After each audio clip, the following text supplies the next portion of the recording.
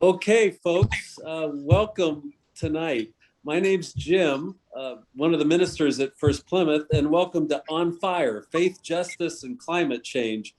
I'm not just welcoming you on behalf of First-Plymouth, but Lori Benson and the Climate Action Team, and many folks have helped bring this together. We're over 100 people right now logging on for this meeting, and that's inspiring. That number will keep going up.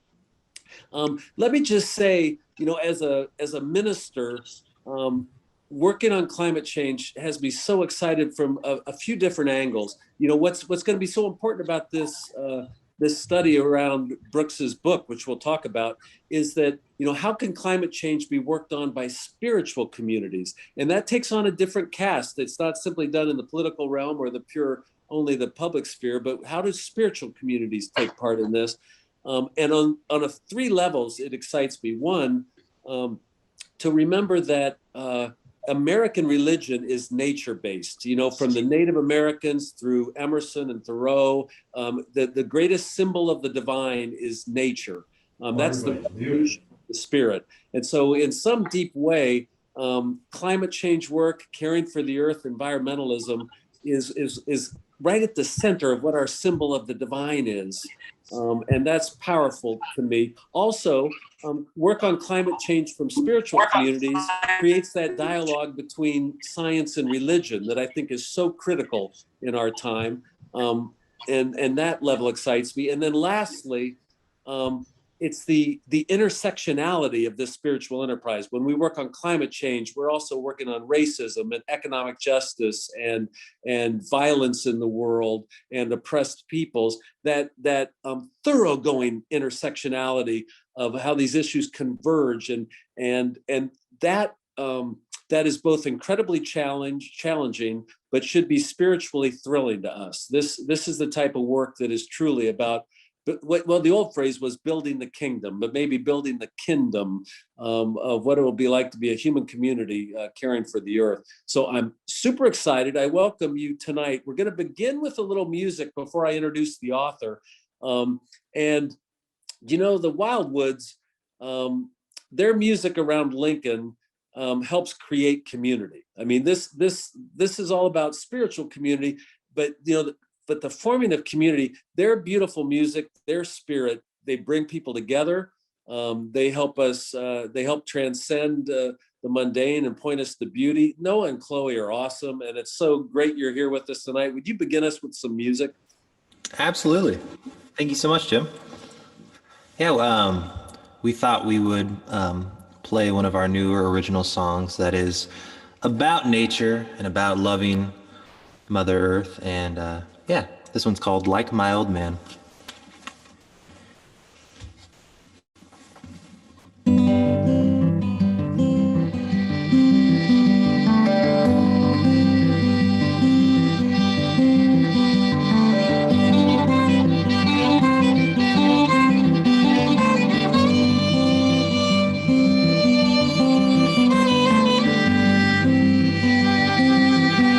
Like my old man,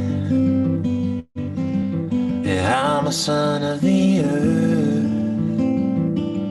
and when my mother calls like the song of a bird, I'm the first to harmonize, and I'm the first to realize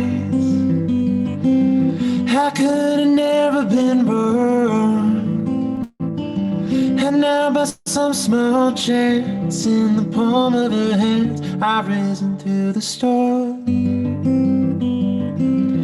I forgive my innocence of what I've said and done. It may just be where I come from that taught me how to live as one. Am I just too young and dumb? I don't know.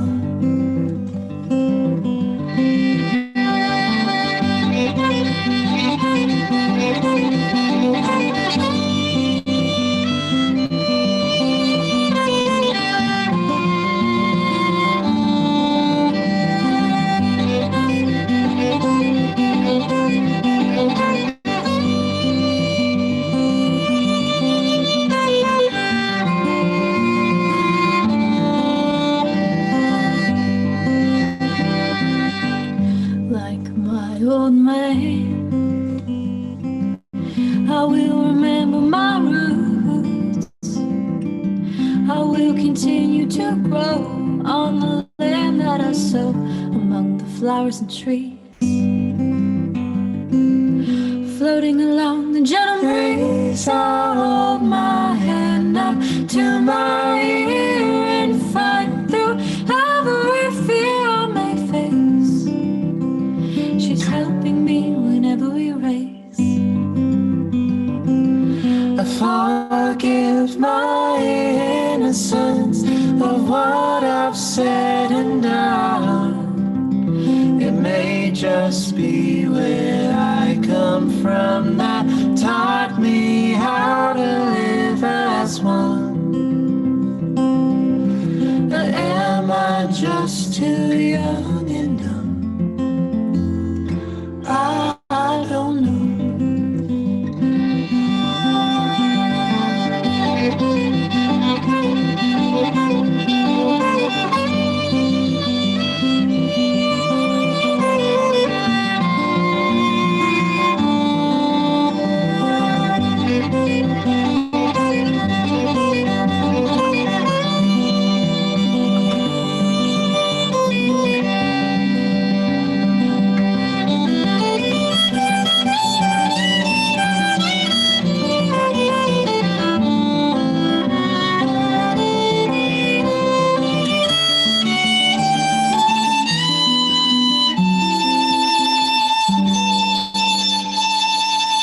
I forgive my innocence of what I've said and done.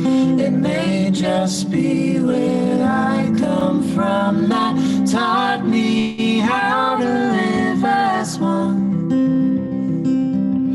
But am I just too young and dumb? I don't know. I don't know. I don't know. I don't know.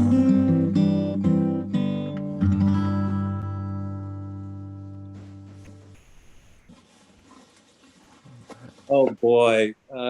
Well, anytime Noah and Chloe sing, the world feels more gentle. That is such a nice gift. Oh, wow. Thank you so much, Jim. Uh, and, you know, this is deeply spiritual work. And so to begin with your music and to begin in a sense of the spirit. Um, so to all, again, I welcome you to this first week of a 4-week speaker series on faith, climate change, and the spiritual imperative to take action. Please know, I know we have people joining us from other churches and some other quarters, but it's not too late to also join a 4-week book discussion about Cathedral on Fire. And it's now that I'm also introducing you to the Reverend Dr. Brooks Berndt, who became active in environmental campaigns during the years he was pastor of a local church in Washington State. And it was his passion for caring for God's people and creation that led him to become the UCC Minister for Environmental Justice. That was back in 2015. And it's in that role that he's been leading at the national level and assisting local churches working for climate justice. So he recently published this book, Cathedral on Fire, a church handbook for the climate crisis. And he's here tonight to help us understand why climate change is an issue that's calling all people of faith and how we as faith communities can begin to make a difference together. Let's welcome Brooks tonight. Welcome, Brooks. Well, thank you so much, Jim, for that wonderful introduction. Very grateful for that. And let me immediately ask, where can I get a CD of the Wildwoods? That was terrific. I'm gotta hop on iTunes tonight if you're on there. So thanks. That was a real treat and a great delight to have that tonight. I'm really grateful for this opportunity to be with all of you tonight and to see the level of interest and commitment across faith communities and denominations as you focus on the theme of addressing the climate crisis. Thanks for having me, and thank you for all that you're doing with this and your other activities to create a space in which people of like values and convictions can converge. I've been tracking the weather a little bit. So I don't know how cold it's been for you recently, but I do know when it hit 50 degrees here today, break out the swimsuits almost. So it's been cold, but I'm glad it's warming up. And these woods behind me are perhaps false advertisement for what it's been like here. But grateful that things are warming, and grateful to be with all of you tonight. Um, in taking my cue from the title of this series, my basic plan for tonight is I'll begin by saying something about how I caught on fire and being called to the ministry of climate justice. Before then, sharing about how I came to write this book to encourage churches to catch on fire in this ministry, and to share a little bit about what I see as some of the essentials in this ministry that we're doing. And then I'll close off my remarks by giving a short parable of sorts that I recently composed, and then we'll open things up for some questions and answers and dialogue. So really looking forward to engaging you all and getting to hear from you all.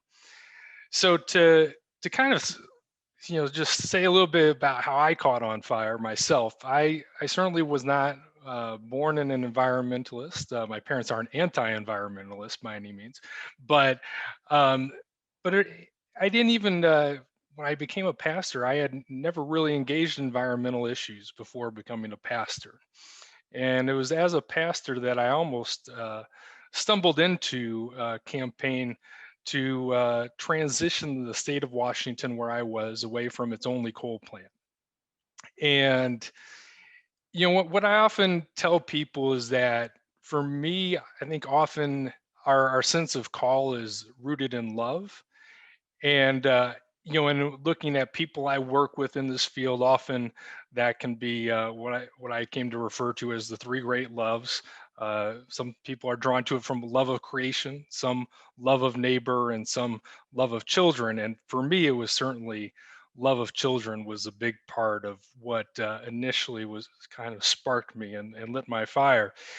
When I became part of that campaign to transition the state away from the coal plant, it was an awakening for me to think about it as someone who was in the process of becoming a father for the first time, becoming a parent, and so I began to read about the harmful impacts of mercury pollution and the neurological damage it can do to a child before a child's even born, and that you know kind of just increased the flame, right? And as I continued to engage, I began to look through everything through this, the love that I had for my first child and my second child, and also thinking about the kids in the community in which I was a pastor. We were set to have, it was proposed to have the largest oil terminal in the country, in the community where I was a pastor, had been proposed.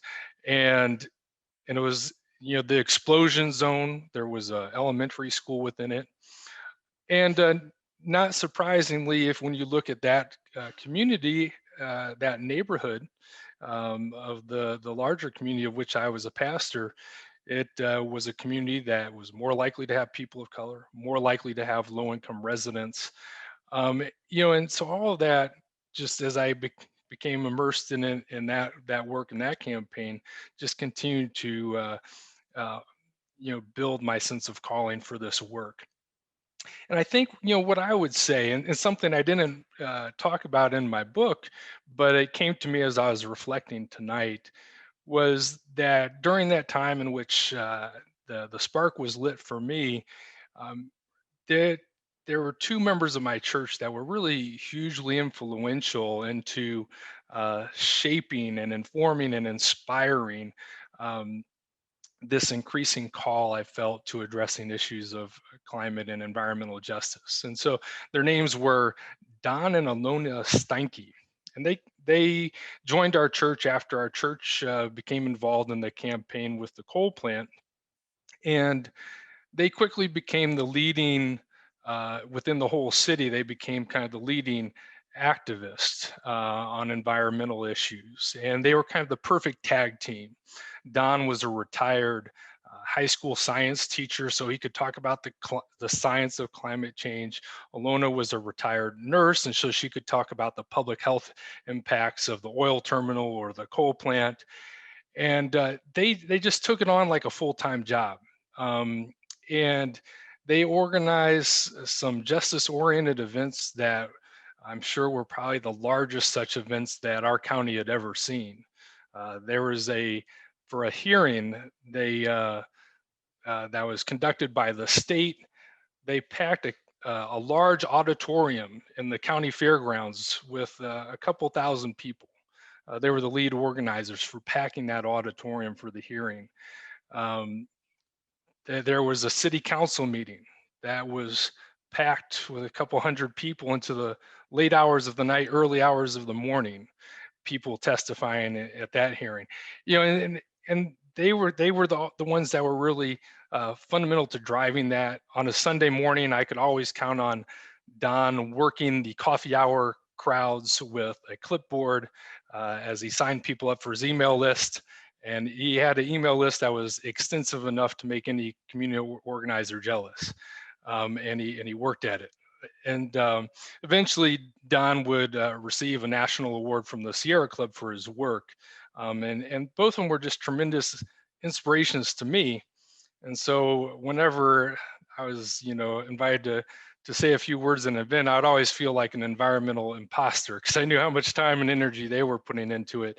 And they really role modeled for me the kind of calling and commitment that this ministry inspires. And so I really think that there's perhaps a lesson in there that none of us are called in a vacuum, and that in our churches and our faith communities, the people that are sitting next to us in the digital virtual pew as it is, or if not the wooden pew, we can all shape and influence and inspire each other to really respond to the fullest possible measure as we can to this climate crisis that we face today. And so there's inspiration all around us, and I'm sure that inspiration is here tonight among all of you.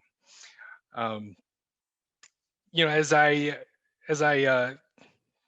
think about this, really it's from my 5 years as my first 5 years as environmental justice minister, where I was learning from the Don and Alona Steinkes across the nation about what people were doing in their congregations. And I was learning, and so a number of things in this book are really things in hindsight I wish that I had done as a pastor or I had known as a pastor.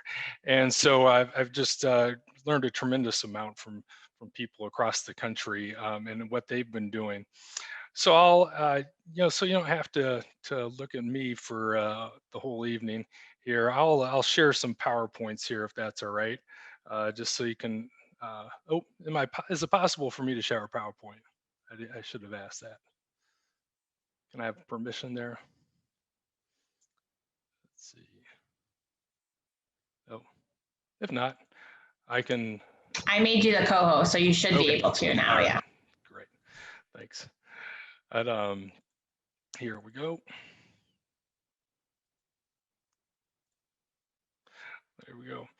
So some of the things I try to convey, and in the book, I like to tell stories, and so I use stories to convey often these what I view as kind of the 8 essentials for addressing the climate crisis. So the first essential is to live fully our first calling to care for God's creation.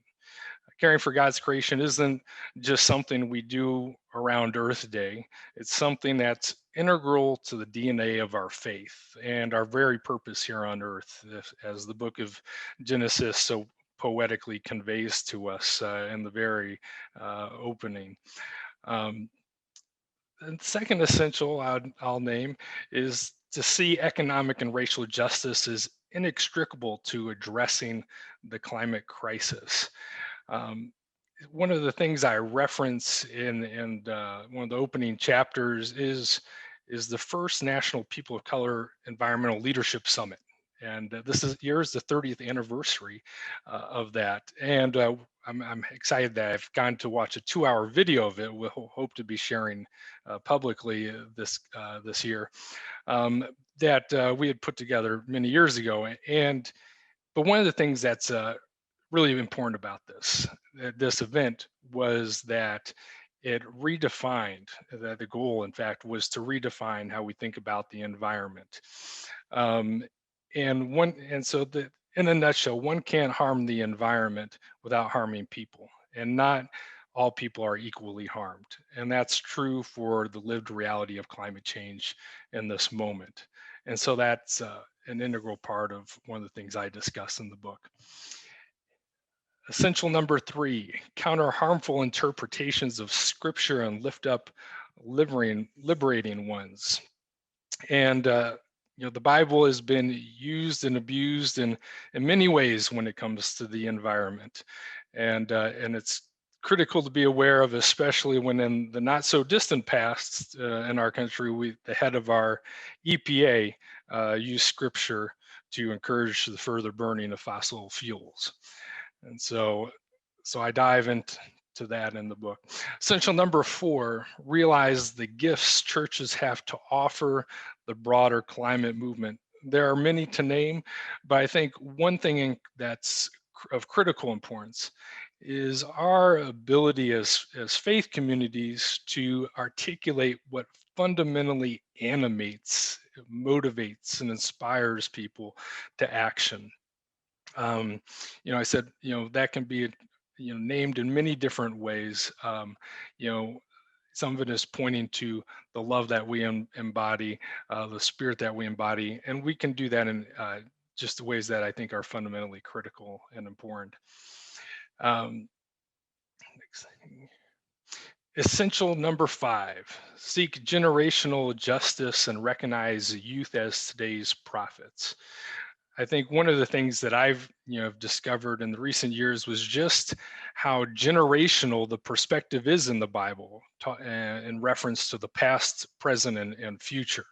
That it's a generational lens that is very much, I think, countercultural to the way we are today, kind of very present focused.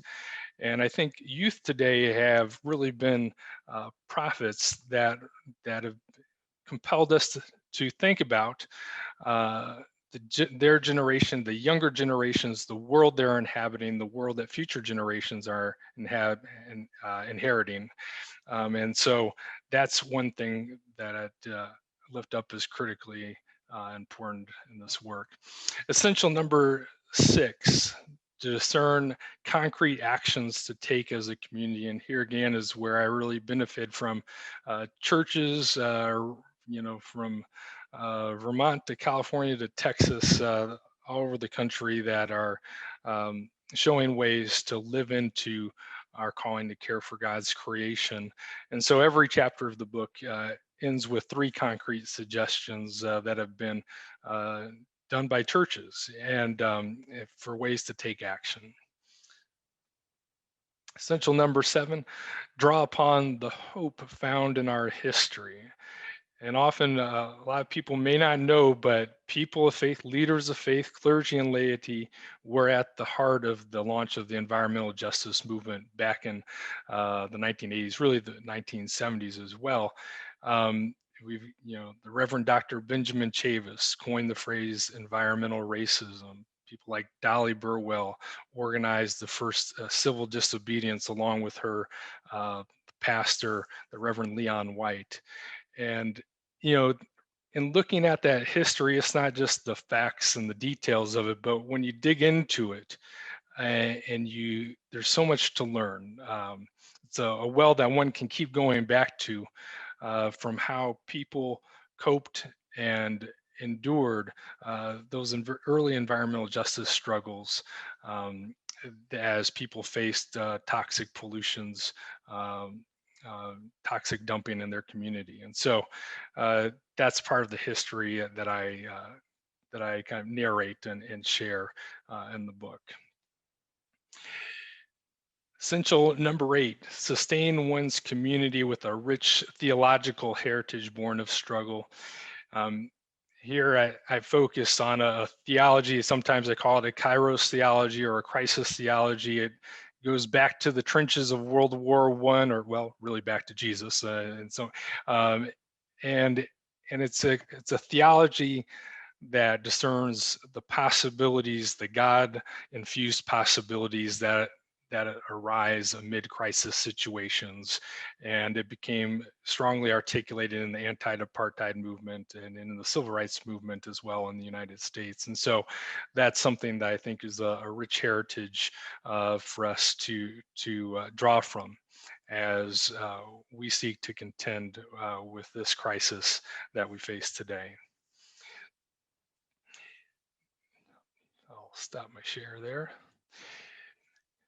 So as I kind of enter into my final remarks before Q&A, I want to share with you a parable of sorts. It's like a visualization, and I'm sure it will require the strenuous use of your imaginations to conceive of something really, I'm sure, is unlike anything you've ever experienced. I want you to imagine that you are locked in a house that you never leave. And I know you haven't experienced anything like this. Now I want you to consider that for your entire life, you have never even realized that you have been locked in your own home. It's all you've ever known. You thought the entire world was your house.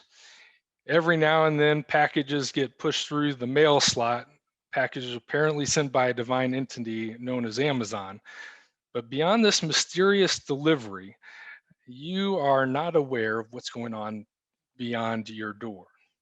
As a result, your energies are naturally focused on making your house a better place to live. You do one home improvement project after another to the point where you could be doing your own do-it-yourself reality TV show. Then one day you get a phone call from a member of your church who says, "Hey, I know we've been seeing a lot of each other on Zoom lately for Sunday morning worship. I want to pass along to you a secret. Life gets even better when you go outside." You don't want to believe her at first because life is pretty good inside, and this outside the door world seems like a dubious, almost scary kind of thing. But eventually, your friend encourages and prods you into stepping outside, and it is indeed wonderful. As soon as you step beyond the threshold of your front door, your senses are overwhelmed by the tremendous beauty all around you. As you see the green trees before you and the blue sky above, you literally breathe in the beauty as you inhale the fresh air of the outdoors for the first time.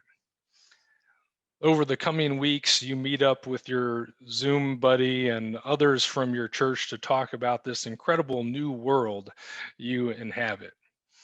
With the help of your church friends, you begin to see this other world as something that is like a home and that needs some tender, loving care to make it everything that it could be. In thinking about your former life indoors and your new, more expansive life, you realize that your friends from church have almost turned your life upside down, but in a good way. The disruption in your former life has in fact made your life richer and more meaningful. There are some challenges, however. One of your church friends has spotted a fire and some smoke in the distance. Right now, some houses are more threatened than others, but eventually everyone will be threatened by the fire.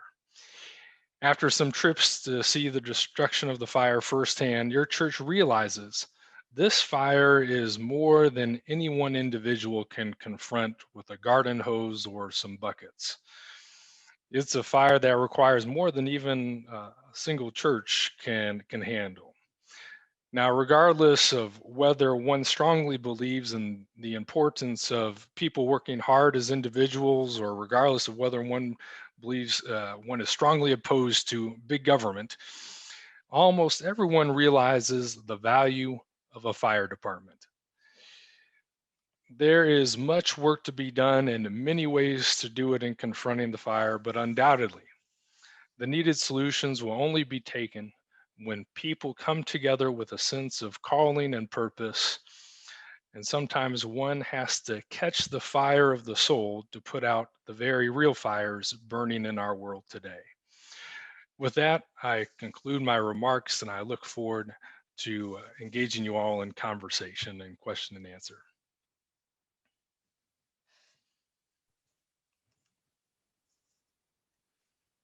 Thank you so much, Brooks. That was great. So I'll introduce myself. I'm Lori Benson. I'm chair of the First-Plymouth Climate Action Team, and we are so glad to have Brooks and the Wildwoods with us this evening. So moving on to questions. If anybody's got a question for Brooks and would like to unmute yourselves and ask, that would be great. And while somebody else is getting themselves unmuted, Brooks, I'll ask you, what do we say to our brothers and sisters in faith communities who maybe say, you know, these are really not our issues. Our business is saving souls, and you know, just don't see this as a priority. What do we say, if anything? Yeah, I mean, I think that's a really good question. I mean, I think, you know, if you're talking on a one-on-one level, one wants to first listen and understand where people are coming from, and realize that ultimately, probably the best thing you can do is help them persuade themselves, and asking the right questions and thinking things through. But I think, as a broader picture question, kind of beyond how we engage individuals, that I think there's kind of a strategic question of sorts, that often what I tell people is there's actually good reason to focus on, you know, the common saying is you're preaching to the choir. Well, sometimes it's a good idea to not just preach to the choir, but organize the choir and take the choir out to sing in the streets. And I think, you know, sometimes I think that is a better place to put our energies, rather than putting them into trying to convert other people to a particular point of view on the climate crisis. And also, one I think also has to ask the question of whether or not one is the right messenger for that. Some people, I recently did a webinar with three outstanding panelists on evangelical Christianity and the climate crisis, and we had a professor from Texas University who's written a book on the subject. You know, and she kind of laid bare that, you know, the very real trends, you know, of people having climate skepticism. But also on that panel, we had two people from two evangelical organizations that address the climate change. And, you know, they're the right messengers, right? They're you know, if one is talking about trying to reach evangelical Christians in this particular, who may not be persuaded. And so that's, you know, what I would say in answering that question. Thank you. More questions for Brooks.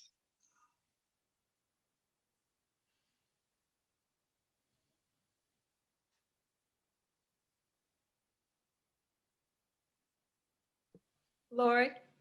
Yes. This is Kay, and I was pretty interested in Brooks' start and talking about there was an issue in the community. And so when I think about the Lincoln community, I wonder if those of us here have an issue that you think that our community has an issue that would draw us together. What are the issues that we might consider? And Brooks, I don't know how much you know about Lincoln, Nebraska, or if any of us say anything. you might ask questions and we might be able to refine our questions that way. And Lori, if you want to take the conversation a different direction, go ahead and take it a different direction. You mean like we don't produce our own food and we don't have our own water and that sort of thing, or what? Well, something like that, you know, there are the issues, you know, clearly of stating the need to reduce our use on fossil fuels. That would be one issue, and because we resist solar energy and wind farms in our county, and I have heard concerns addressed about the large poultry farms that are going up very near to us. That's the issue of water. I'm going to let somebody else. One idea. So I think, so maybe this would be a frame for the question, Brooks, is, you know, and I know we've got a new climate action team, fairly new at First-Plymouth.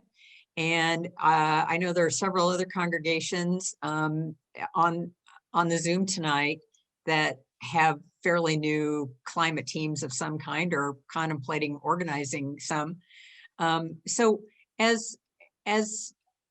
in what way are we uniquely positioned as faith groups to, you know, to take action? Do we pick one thing and really work on it? And how, as Kay indicated, there are loads of issues.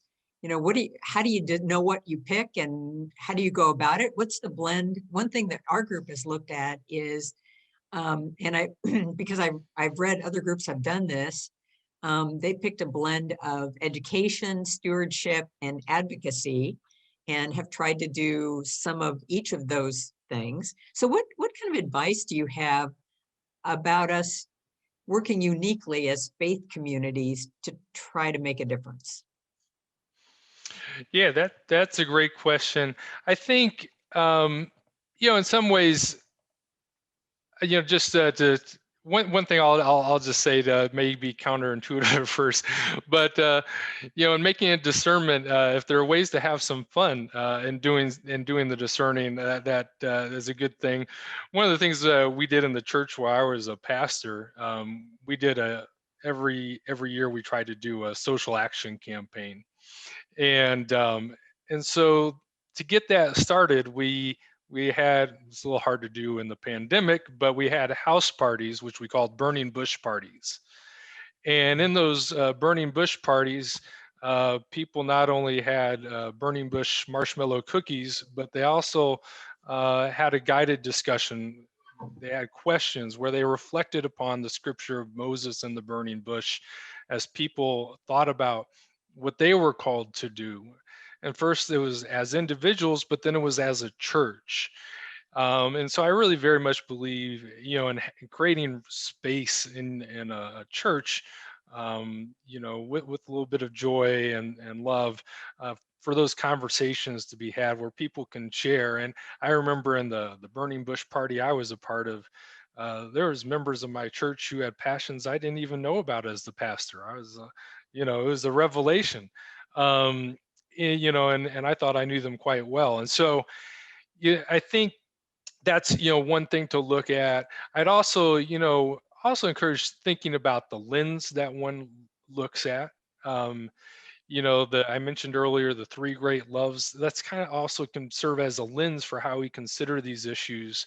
Often I feel that issues involving children get under acknowledged, under looked at, which seems odd at first because, you know, we live in a society where there's you know, a lot there's people care about children, and there seem to be a lot of focus on children in certain, you know, aspects of our society, but it just doesn't seem to translate often in how we think about environmental issues. So if there's local environmental issues, definitely I, you know, encourage you to look at it through that lens.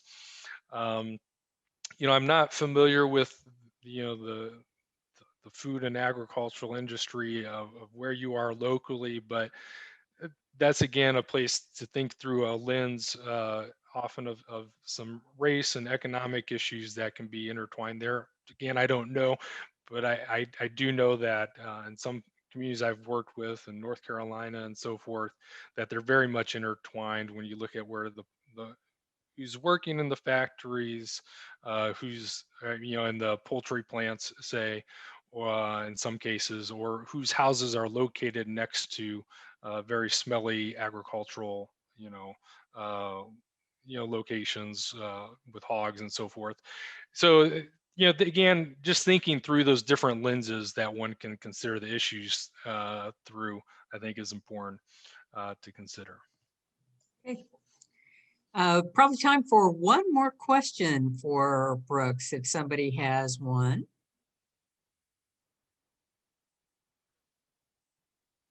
So somebody was a fan, Brooks, of a faith and climate policy seminar that you did in January and wanted to know if it was recorded and accessible.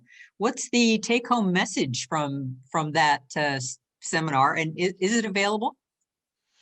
Yep. We actually, on the UCC has a YouTube channel, and then on that YouTube channel is a playlist of most of the webinars I've been a part of, and that would be one of them. And I'm trying to think. There's been a lot of interest in the new Congress, and so two of our last webinars were on that subject, and in my head they blend together a little bit. But I think what I would say with regard to that is that I think this is a time in which there's a really increased sense of possibility for what can be achieved, but it's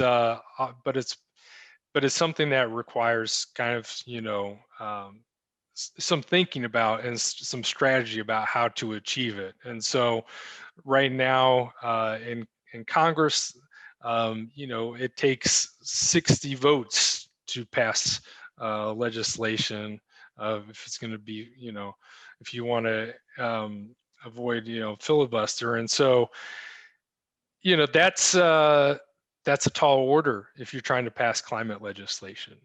But there's other avenues, and and there's also other things that can be done. So there's a lot of issues to be considered, but I think it opens up opportunity to really think, okay, how can we bring ourselves together on a district level to advocate with our members of Congress?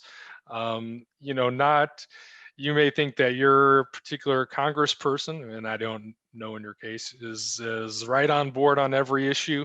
But in my experience, and actually this is borne out, just statistically, that in the last year, an organization pulled together, what they felt were the 10 leading climate bills.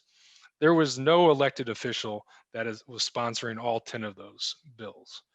And so, and even the ones that you thought would, didn't.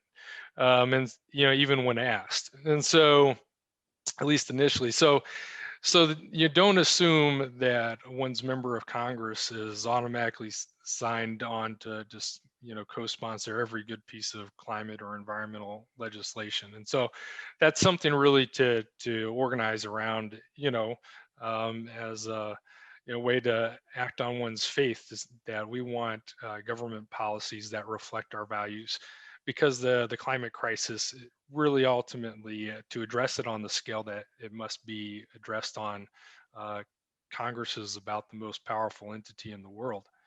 So that's I think where things come to. Okay, very good. Thank you. One last chance if anybody's got a very quick question. No? Okay. Well, thank you, Brooks. We will thank you again in just a moment, but certainly that was wonderful and very inspiring. So just a couple of announcements. Jim mentioned at the beginning, I'll just reiterate this, that we do have book discussions going for Brooks's book, and most of them none of them have started yet, so you're not too late, and we still have books available for the bargain price of $5 if you pick them up at the church, or $7 if we mail it out to you. So I would encourage you to take a look at that. And you can find, I put a link on the chat for the website. It's on the First Plymouth website, all the list of all the book discussion groups, so you can join in. And then I'll also mention that our friends with the climate justice team at St. Paul United Methodist Church put together a wonderful carbon action calendar for the Lenten season. And again, I put the link there. You can go to their website and you can get it in print or electronically. I've got mine by text. I feel very cool. I get a text every morning at 8 a.m. With the day's carbon action item. So I'll encourage you to take a look at that. And then I also want to mention that next week, our speaker is going to be Reverend Tremaine Combs with Mount Zion Baptist here in Lincoln, who will be talking about climate change and issues of poverty and racial impacts, to which Brooks alluded. So that will be really interesting. We hope you can join us for that. All these sessions are being recorded, and the Very Efficient Addie will have them on the website probably sometime tomorrow morning. So if you're part of a book group, or you know people who've missed this, or you're going to miss some of the future ones, they should be available. So with that, we will turn to the Wildwoods for our closing song. All right. Oh, and Brooks, we have some, you mentioned wanting a CD possibly, and just wanted to let you know that all of our music is on Spotify, and anywhere you can stream music, you can listen to our stuff. So we appreciate that. Thank you so much. Great.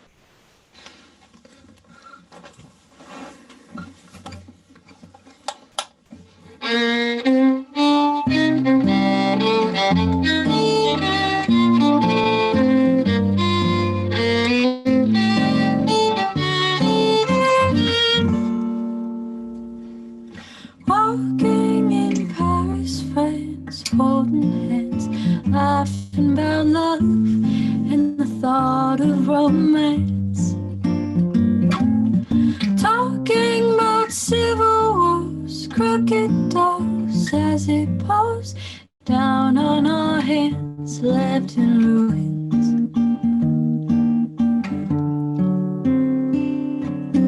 Long lives another spirit entwined, our innocent sin, it brought tears to their eyes. Show me what love is, and goodwill shall come, the message to which we've been known has come undone.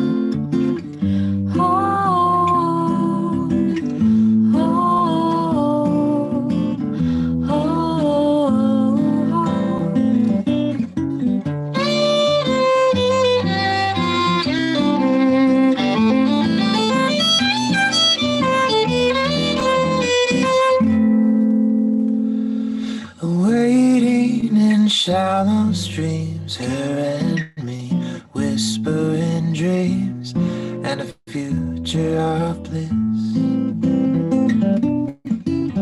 From her tongue and lips, like mortar between bricks, she took my breath and I'm left again. Long lives another spirit entwined, our innocent sin had brought tears to their eyes. Show me what love is, and goodwill shall come, the message to which we've been known has come undone.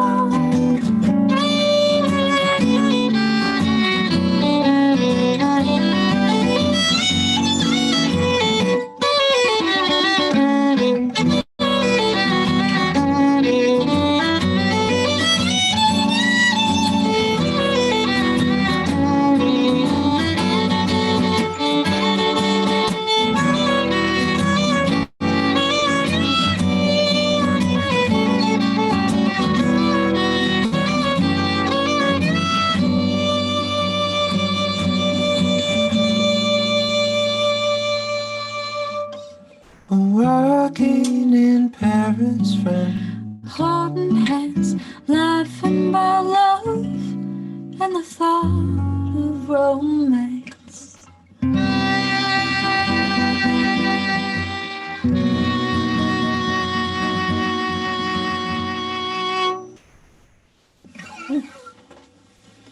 Very nice, very nice.